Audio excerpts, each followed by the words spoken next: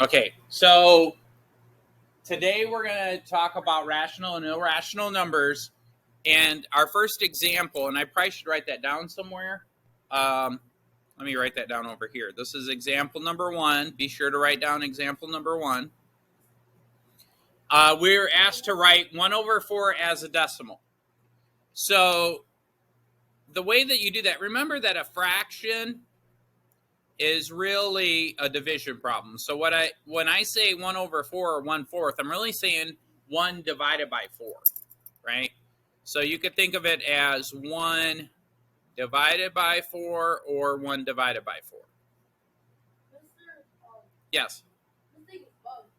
That's okay. We'll just hold tight. We'll fix it in a second. Just come up here and grab a different one. So now, does 4 go into 1? No. So remember that you can extend this. Is 1 the same as 1.0? Yeah, it is. Is it the same as 1.00? Yeah. I could add infinitely many zeros to the right of that decimal point, and it still equals 1. So does 4 go into 10? Yeah. How many times?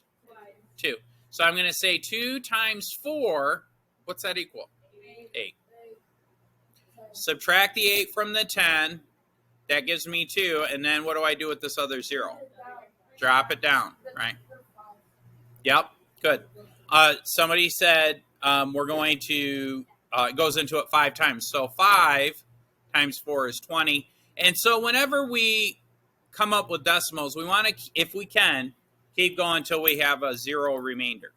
Now, if my decimal point is here, then my decimal point has to be here on my answer. In other words, 1/4 is equal to 0.25, right?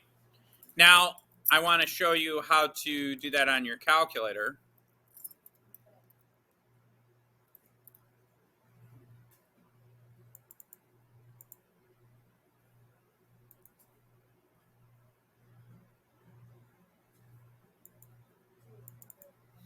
So turn your calculators on.